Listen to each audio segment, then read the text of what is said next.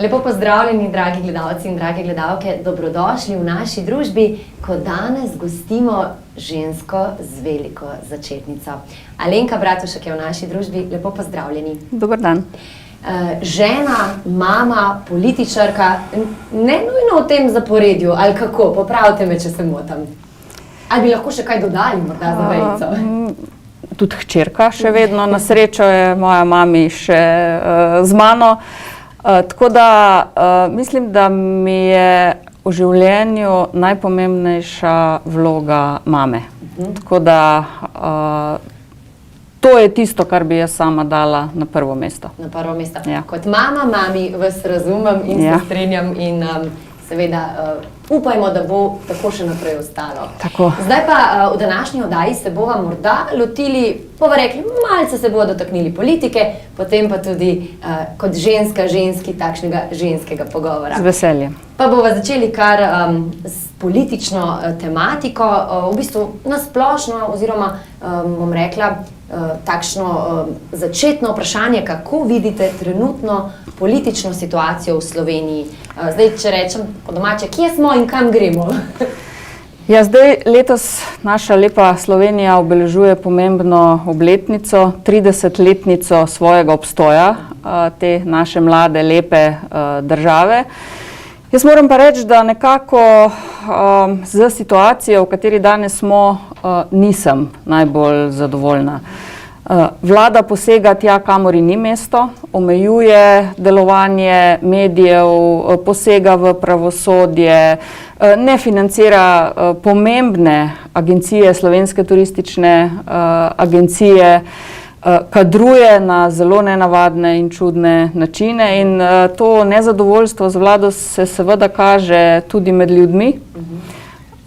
Praktično od samega začetka njeno delovanje spremljajo protesti, v glavnem v Ljubljani, občasno pa tudi po drugih mestih. Tako da jaz bi si želela, da bi Slovenija to svojo okroglo, pomembno obletnico obeleževala ali pa obeležila ob boljši situaciji. Seveda je pa treba povedati, da je Slovenija v teh 30 letih vseeno dosegla lep napredek. Bom rekla, veliko ali pa velika večina parametrov kaže, da danes, če pogledamo standard ljudi, živimo bolje, kot smo živeli pred 30 leti. Je pa res, da mogoče so mladi najbolj v tem trenutku nezadovoljni, kar pa nas lahko skrbi, ker konec koncev vse, kar delamo ali pa bi morali delati za prihodnost in za mlade. Zdaj ste v bistvu že v nekem delčku odgovorili, da delo vlade ocenjujete bolj kot nesprejemljivo oziroma da niste ravno najbolj naklonjeni. Kaj pa protikoronski ukrepi? Ste se tu tudi seveda razhajali. Kaj je opozicija, kaj ponuja kot alternativo? Zdaj, dejstvo je, da je vlada v teh časih kar na široko odprla denarnico, če lahko malo parafraziram. Ljudem je pomagala, to je dejstvo, ampak konec koncev je to tudi njena naloga. Drugo dejstvo je pa, da nas je v tem enem letu tudi enormno visoko zadolžila. Slovenija še nikoli ni bila zadolžena toliko, kot je zadolžena danes. In seveda to ni denar te vlade, ampak je denar davkoplačevalcev in vse, za kar smo se v tem letu zadolžili, bo potrebno v naslednjih letih vrniti. In spet smo pri mladih, ki bodo plačevali to, kar se danes dogaja. Kako uspešni so bili te protikoronski ukrepi, se bo pa po moje pokazalo šele čez kakšen mesec ali dva, ko se bodo pravzaprav te spodbude, ki jih še danes dobivajo podjetja za delavce, ki so na čakanju, ljudje za tiste, ki so doma. Tako da težko rečemo danes, da so bili ti ukrepi uspešni. Vsekakor so pomagali prebroditi to krizo, ampak cena za državo je pa kar visoka. Pa mogoče še ena stvar, ki nas v stranki SAB kar zmotila, da naprimer upokojencem z najnižjimi pokojninami so v tem letu, težkem koronskem letu, dali 500 evrov dodatka verskim uslužbencem, duhovnikom, pa 700 evrov na mesec in to 7 mesecev zaporedoma, kar pomeni, da so dobili skoraj 5000 evrov. Se pravi, upokojenec z najnižjo pokojnino 500, duhovnik, ki pravzaprav ne vem, pri čem je bil prikrajšan, ker tako ali tako dobi plačo od države, pa 5000 evrov. To so takšne stvari, ki se nam v SAB-u ne zdijo najbolj primerne. No, in jih ni bilo malo, bilo je kar nekaj takšnih. Ustavno sodišče je kar nekaj ukrepov vladnih razveljavilo. Tako da naša stranka ni glasovala proti niti enemu temu protikoronskemu zakonu, čeprav je bilo v njih kar nekaj urinjencev, kot jim rečemo, ne, ki jih je Ustavno sodišče zdaj dalo ven, oziroma ne smejo veljati in niso veljala. Niso veljavi. Kako pa bo v času predsedovanja Slovenije Svetu Evropske unije? Je možno neke vrste premirje v tistem času? Z naše strani bi to premirje bilo možno tudi v času te korona krize, samo bi nas vlada morala slišati in bi vlada morala tudi kakšen naš predlog upoštevati. Kar se tiče predsedovanja, seveda gre za pomembno stvar. Slovenija bo to zdaj naredila drugič v svoji zgodovini. Je pa dejstvo, da je ugled naše države v tujini v tem trenutku zelo, zelo slab. In moja ocena je, da Slovenija od tega predsedovanja ne bo imela nobenega plusa, da tudi nobenega pomembnega pozitivnega pečata v tem času predsedovanja ne bomo pustili. Tehnično sem pa prepričana, da bo to vlada speljala tako, kot pač je treba speljati in tukaj nimam nobene dileme. Ampak če bi bili nek pomemben igralec na evropskem političnem prostoru, bi tudi s kakšno pomembno temo pustili nek pečat.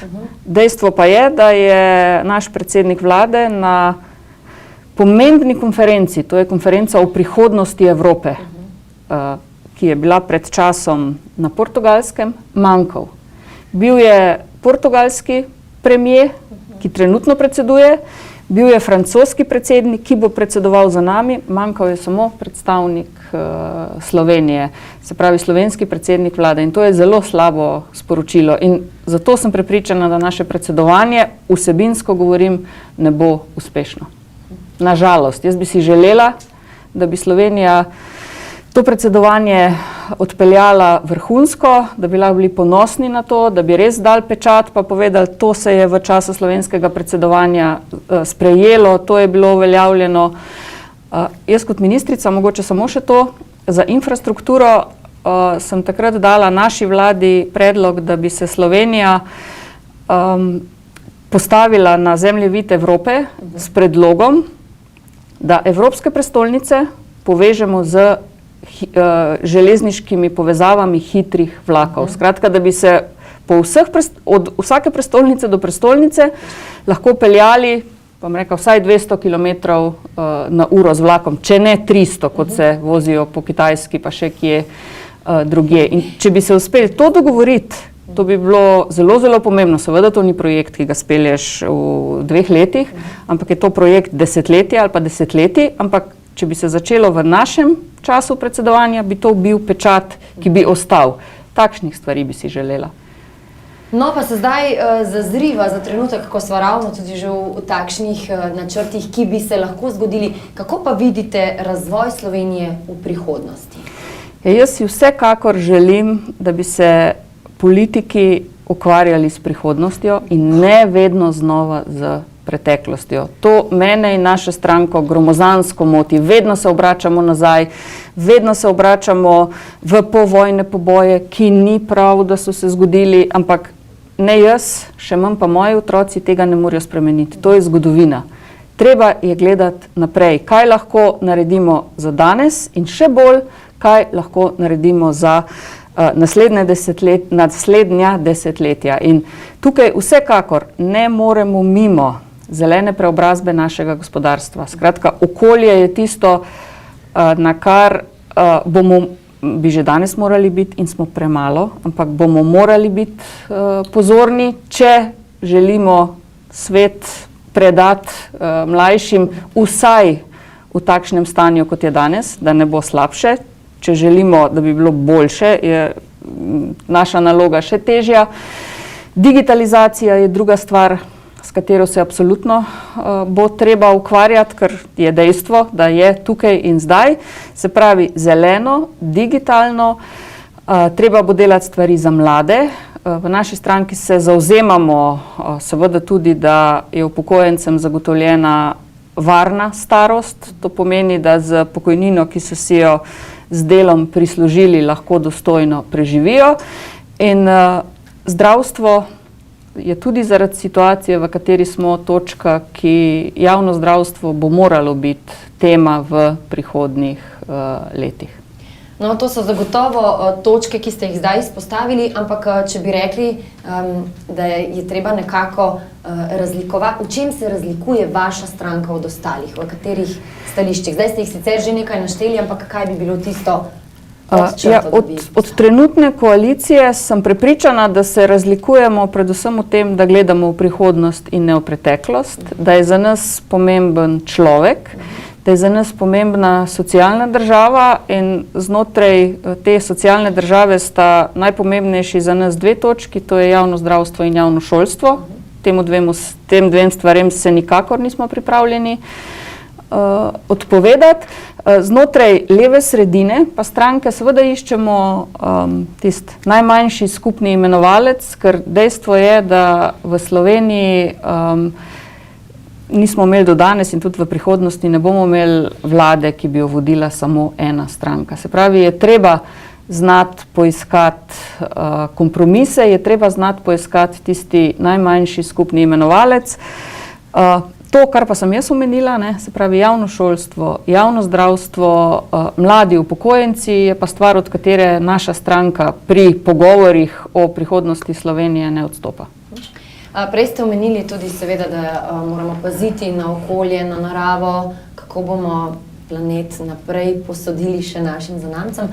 Pa bi se dotaknili za trenutek še tega civilnega združenja za pitno vodo. Nedolgo časa nazaj se je zgodila ta velika akcija civilne družbe. Kako komentirate celotno situacijo? Najprej naj povem, da sem tudi sama prispevala podpis za referendum.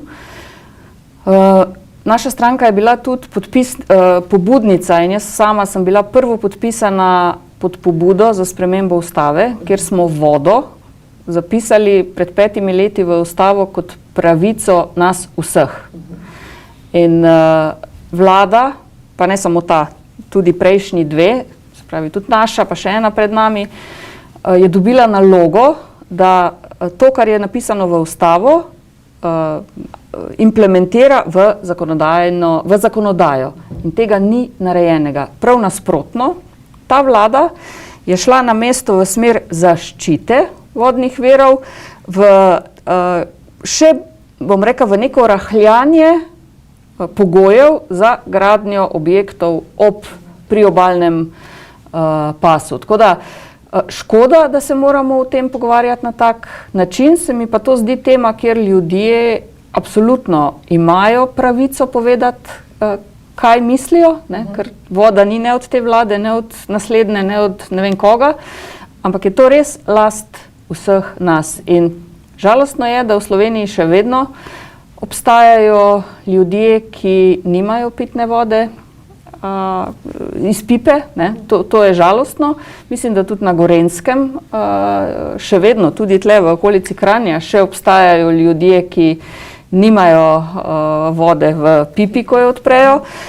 Naša velika prednost je to, če greste malo po svetu, pa ne rabite iti na Kitajsko ali pa v Indijo ali pa ne vem kam, že v Turčiji, Italiji ne pijejo več vode iz pipe. Tako da voda in les sta dve naši naravni bogatstvi, ki jih moramo res zaščititi. Tako da jaz podpiram, stranka SAB podpira ta referendum in tudi pozivam ljudi, da ko bo, nekaj se govori, da naj bi bil ta referendum 4. julija, kar mogoče ni najbolj posrečen datum, ampak okej, takšni so roki. Ravno poletni datum, čas dopustov. Ampak okej, takšni so pač roki, ki so zakonsko določeni, tako da tle ni veliko manevrskega prostora. Jih seveda pozivam, da množično gremo na referendum in povemo, kaj želimo, kako vidimo prihodnost Slovenije. Zdaj samo, da morda lažje še razloživa našim gledalcem. Torej, to bi pomenilo, da naprimer tako kot v Avstriji, ko prideš ob neko jezero in praktično ne moreš priti do obale oziroma do vode. Ni tako radikalno. Dovoljena bi bila gradnja nekih stvari v javnem dobru in to, kar ta vlada spreminja, dovoljena bi bila gradnja tako imenovanih enostavnih objektov, za katere ni potrebno pridobiti gradbenega dovoljenja, neke lope in podobne stvari. Ampak kakorkoli, po naši oceni bi morali stvari zaostrovati, ne pa jih popuščati oziroma lajšati. Dejstvo pa je, to pa se ne spreminja, da pri nas, tako kot je v Avstriji, kot pravite, ko vsi te lastniki zazidajo pravzaprav z ograjo pot do jezer, tega ni v tem zakonu in hvala Bogu, da tudi v Sloveniji to ni dovoljeno. Skratka, da imamo možnost iti okoli in okoli Blejskega jezera, Bohinjskega malo težje, ampak ne zaradi naravnih ovir in tudi ob rekah. Tako da to je naše, ne glede na lastništvo. In prav je, da se borimo za to, da tako absolutno, ostane, kot ste rekli. Absolutno.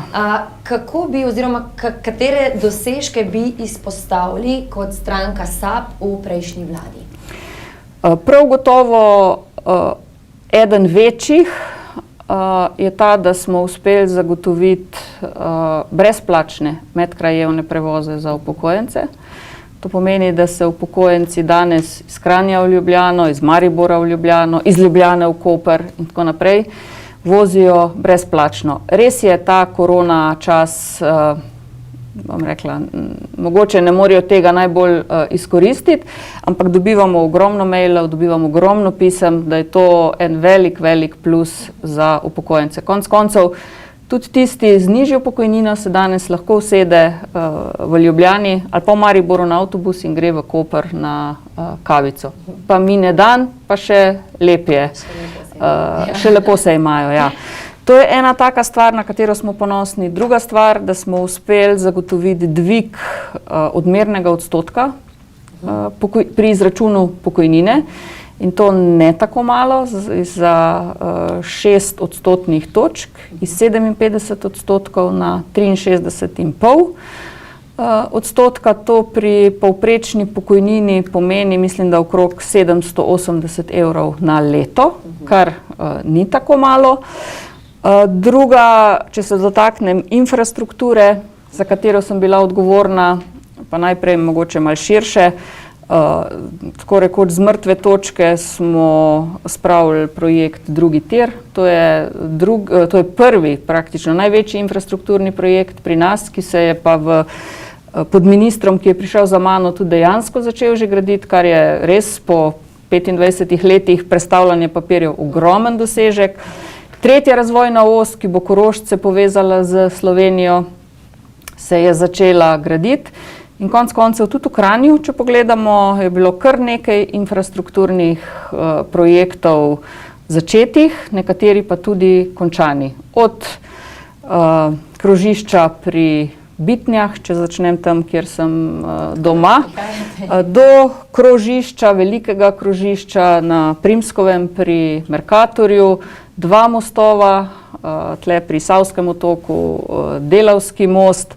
Obnavlja se železniška proga, zato je tudi zaprta, je vožnja z vlakom v tem trenutku mogoče samo do Kranja in ne naprej, ker se takoj tam proti Besnici že začenja obnova, kjer bo res rekonstrukcija, taka prava rekonstrukcija, tudi tiri se menjajo. Razlog je seveda ta, da je skupaj z Avstrijo obnavljamo predor Karavanke, govorim za železnico, Tudi druga cev se je pred kratkim začela graditi, kar je super za cesto, ampak obnavljamo železnico in seveda je proga, mislim, da skoraj leto dni ali pa celo malo več kot leto dni zaprta in je bilo treba izkoristiti ta čas za čim boljšo in čim večji del obnove Gorenjke, kot ji rečemo. Če bi bilo denarja še nekaj več, bi verjetno lahko še malo več te proge obnovili, ampak pač situacija je takšna, kot je in hvala Bogu, da se vsaj dogajajo stvari, ker naša železnica je res na žalost še iz časov ene druge gospe, Marije Terezije. Tako da veliko dela nas še čaka tukaj. Dolga leta sem se vozila z našim železniškim prevozom, moram reči, meni je bilo sicer to romantika, ampak nažalost pa je fino, če bi bilo tudi malce bolj efektivno. Mogoče še ena stvar, absolutno je to, se pravi zdaj, če se postavim iz Kranja do Ljubljane, ne vem, kam ste se vi vozila, ampak tako, in definitivno si z vlakom najhitreje. Najhitreje z tem navadnim, če rečem tako, mislim, da traja vožnja 31 minut, če pa izbereš tistega malo hitrejšega, pa minimalno dražjega, pa si pa v Ljubljani v 20 minutah. Ni variante, ne z avtom, ne z avtobusom, ne z ničemer. In tudi to sem vesela, sicer je že ena vlada pred nami naročila nove vlake, 26 kompozicij. Mi smo k tem 26, ker so pač dali ponudbo in se je to lahko naredilo, smo dodali še 26. Tako da, kot vem, tistih res muzejskih, mislim, da se jim reče gomolka ali nekako tako, ni več na naših tirih, ker prvih nekaj vlakov teh novih smo že dobili. Tako da se v bistvu tudi transport znotraj Slovenije izboljšuje. Kot sem pa že rekla, bi si pa želela, da bi se, bom rekla, tudi iz Rima do Ljubljane lahko peljali, rečemo, 300 km/h. Sem imela priložnost se na Kitajskem peljati z enim takim vlakom in to je res, sem na mesto aviona, ko sem šla iz Šanghaja v Peking, zbrala vlak. In 1200, mislim, da je 1200 km je bilo to v 4 urah in pol brez problema, vrhunsko, še okolico si lahko ogledaš. Tako da jaz sem prepričana, da so res vlaki lahko prevozno sredstvo prihodnosti. Res pa je, da je obnova železniških tirov draga. To ni poceni stvar, ampak ko jo narediš, če je ta zdaj držala ne vem koliko desetletij, bo tudi tista naslednja. Ampak ne smemo zamuditi koraka s časom. In tega je v Evropi premalo. Je nekaj prog v Italiji, je iz Pariza v Bruselj se lahko pelješ s tem hitrim vlakom, ampak to so posamezni odseki. Mi bi se mogli potruditi, to bi moral biti evropski projekt in tudi evropska sredstva bi morala biti za to zagotovljena, da povežemo Trst, Ljubljana, Dunaj, Budimpešta, Praga in tako naprej. Potem bi resnično postala na ta način Evropa kot ena res skupna dežela vseh nas, Evropejcev. Jaz ne razumem, zakaj, če znajo Kitajci, zakaj bi to pri nas bil problem. Res pa je, da Kitajci se kaj veliko ne ukvarjajo s problemi pri umeščanju v prostor.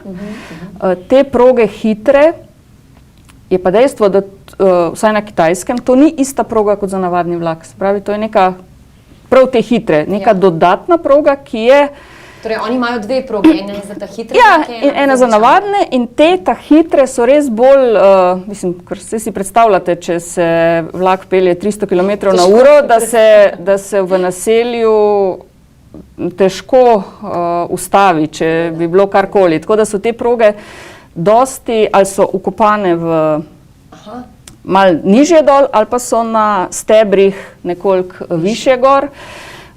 In res je Kitajska bistveno manj poseljena kot Evropa, vsaj v teh izven.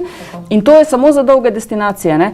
Sem bila v Švici, mogoče samo še to, in sem tam spraševala glede hitrih prog, pa Švica je glede vlakov lahko vzor. Ampak so povedali, da tam si ljudje želijo, tako kot pri nas, da se v bistvu vlak ustavi skoraj v vsaki vasi.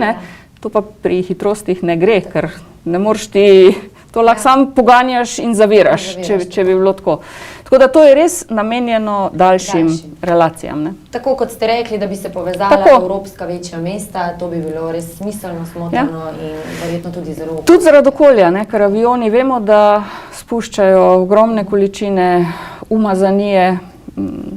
takšne in drugačne. Najverjetneje bi tudi, kar se tiče potnikov, več potnikov lahko sprejeli, sklepam, da ne vem, za kako velike vlake. Je odvisno, kot je potreba, jaz mislim, lahko spreminjaš, ne? Če ni, je manj, če je več, ampak in vožnja je super udobna, res. Zdaj si že kar malo predstavljam, kako skačem, hop in, hop out, ali kako se že reče, da enega na Dunaj na kavico. Tako, da ne bo več samo do Portoroža. Ja. Malo za hec, malo za res. Se bova zdaj dotaknili še najne preljube Gorenjske. Vi sicer prihajate iz Žalca. Ja, Zdaj pa ste že kar dolga leta prava Gorenjka. Kaj bi kot poslanka lahko naredili za Gorenjsko? Kje so v bistvu trenutno, kje vi vidite največje izzive?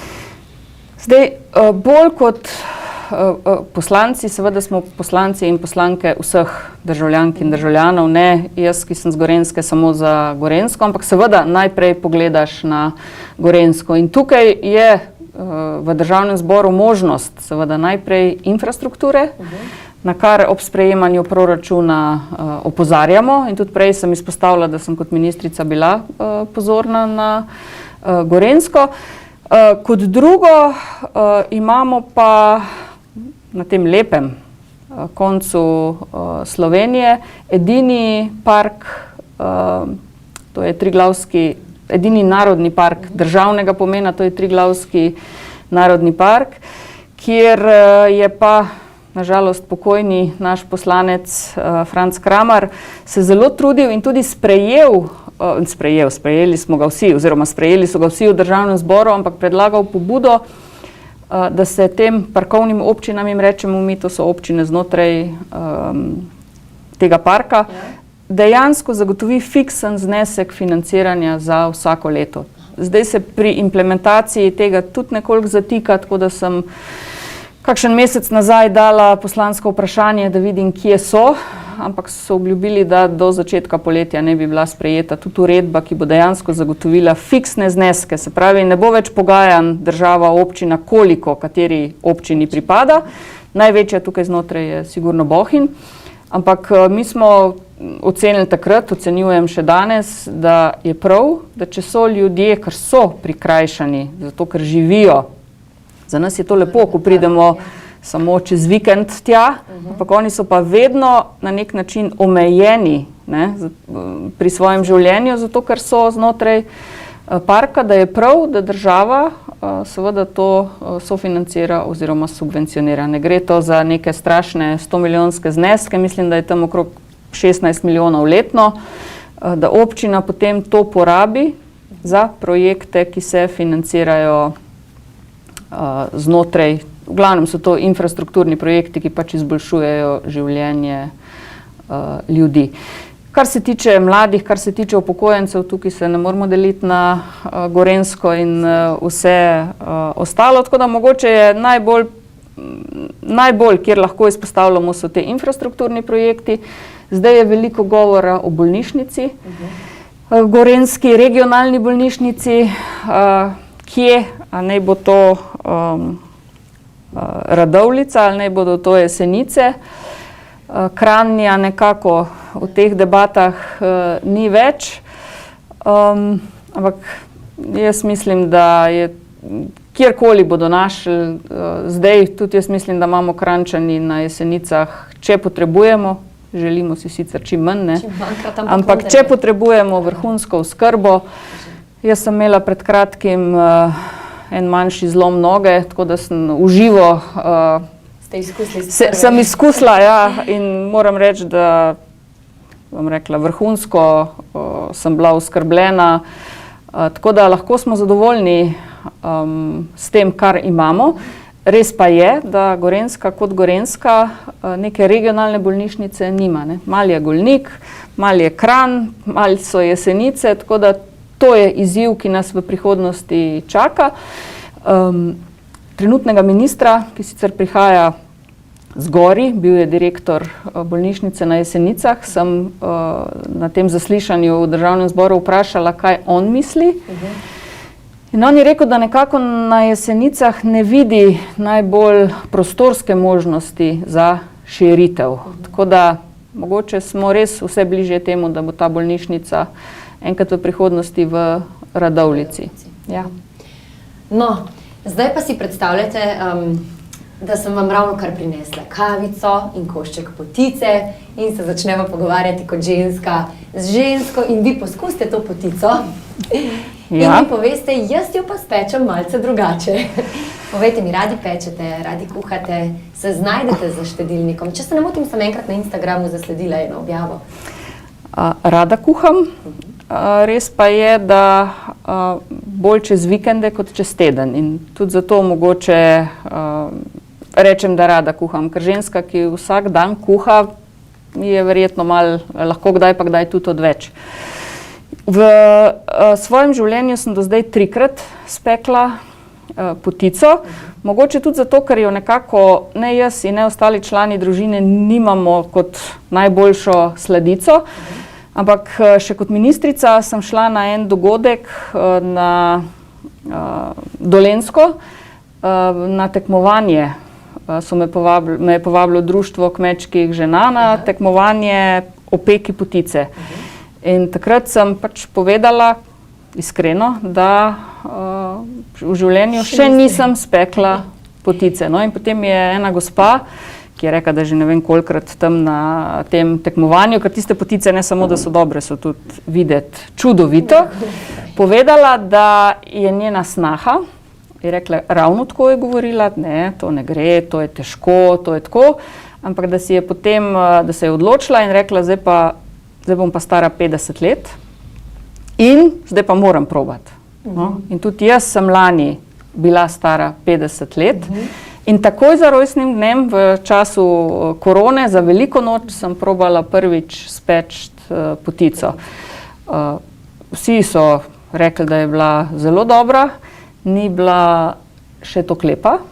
Potem sem ponovila za Božič in letos za veliko noč lahko rečem, da je tudi že kar lepa. Bi se pa še za pohvaliti, še za vizualno, no, ne? Tako, ne še čist, ampak ja, tako da mi je izziv.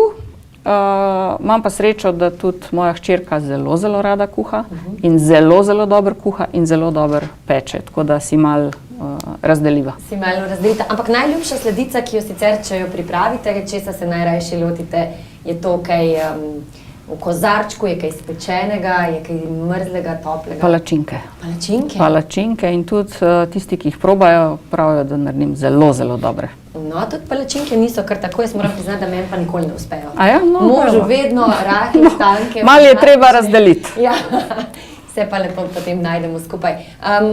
Sem pa, ko smo bili ravno prej na Instagramu, sem tudi zasledila, radi športate, radi. Zadnja objava se mi zdi, da je bila na kolesu, ne? Ja, res je. Kam se najrajši odpravite, sploh recimo, kadar ste zdaj, že prej sem omenila, da zdaj zadnje 3 mesece, 5. marec letos sem si pač poškodovala nogo, sem bila malo omejena z športom, z gibanjem sploh. Tako da zdaj spet prihajam nazaj in tudi zato zdaj kolo, ker je pri rehabilitaciji lažje s kolesom kot takoj na hojo.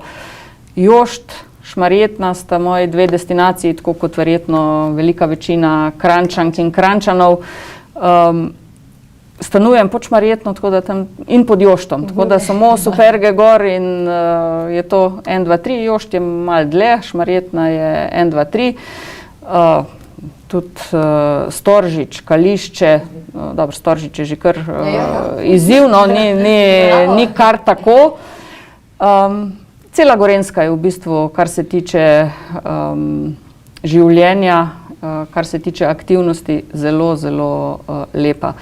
Kot sem rekla, nisem 20 let kolesarila, ampak zdaj sem se opremila in razen tega, da si ne želim kolesariti po hudoprometnih cestah, mislim, da je za telo, za vse kolesarstvo res dober šport. Je fajn šport, pa verjetno greste v dvoje ali greste kar sami, kar tako popoldne? Ja, zdaj, če jaz na kolo, če grem z možem, pol mož od tega kolesarjenja prav hudo veliko nima, ne? Ker on je pa res kar dost aktiven kolesar, tudi kondicije kolesarske ima dost in pol, če se meni prilagaja, je to za njega bolj tako, ampak ja, to je izlet. Drugače mi pa ni problem ne v hribe, in ne na kolo iti sama. Mogoče še včasih raje kot s kakšno skupino ali pa s komerkoli, ker pač si sam lahko razmišljaš. Na kolesu pa tako ali tako se niti pogovarjati ne moreš, voziš se eden za drugim, tako da ni mi problemno. In je to en del v bistvu, kadar ste sami vaše meditacije, recimo, oziroma tega? Ja, razmišljanja, ja, lahko in res je lepo, no, tako da priporočam vsem, ne rabiš prav hudo veliko, lahko začneš z manjšimi, tudi tek, no, to sem mogoče še pozabila, dokler nisem imela noge poškodovane, mislim, veliko. Za ene to ni veliko, tako imam tam tudi od doma en krog 5 km približno, tako da za mene super. Za tiste, ki pa maraton pretečejo, bi pa rekli, da je to ni prav hudo veliko, ampak to so športi, ki jih lahko praktično, ne glede na vse, Superge gor pa greš in Gorenjska je res toliko lepa, da najdeš destinacij 101 tudi v okolici Kranja, ne. Zdaj pa smo mi prisopihali in pritekli do konca naše oddaje, sem vas kar malo namučila, veliko ste mi imeli za odgovor, ampak je bila pa luštna tale najina pot. No, hvala.